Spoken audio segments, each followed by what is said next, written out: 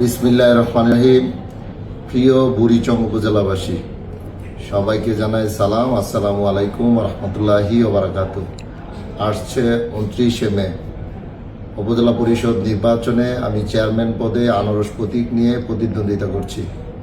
আমি বুড়িচং উপজেলাকে একটি আদর্শ, স্মার্ট, ক্ষুধা দারিদ্র্যমুক্ত, সন্ত্রাস দুর্নীতিমুক্ত, মাদকমুক্ত একটি উপজেলা করতে চাই এবং যেখানে সকল দলের মানুষ সমানভাবে বসবাস করতে পারবে এবং প্রবাসী সহ যারা বিদেশে আছে তাদের নাগরিক সুবিধা যেন আমি দিতে পারি এবং মুক্তিযোদ্ধা সহ জাতির শ্রেষ্ঠ সন্তানদের যেন আমি সম্মান দিতে পারি এবং সকল পেশার মানুষ যেন আমার কাছে এসে কথা বলতে পারে এমন একটি উপজেলা আমি তৈরি করতে চাই।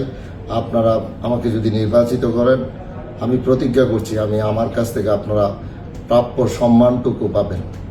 আমি নির্বাচিত হলে রাস্তাঘাট, পোল, কালভার্ট, মসজিদ, মন্দির সহ সকল উন্নয়ন কাজ আমি ত্বরান্বিত করব এবং আমাদের মাননীয় জিআরডি মন্ত্রী জনাব তাজুল ইসলাম এমপি মহোদয় এবং হাজি আকম ও বাহাউদ্দিন বাহার এমপি মহোদয়ের সহযোগিতায় আমি বুড়িচংকে একটি স্মার্ট উপজেলা এবং একটি আধুনিক উপজেলা গড়ে তুলতে আমি বদ্ধপরিকর থাকব যদি আমি নির্বাচিত হই। 29 তারিখ সারাদিন আনারস মার্কায় ভোট দিন।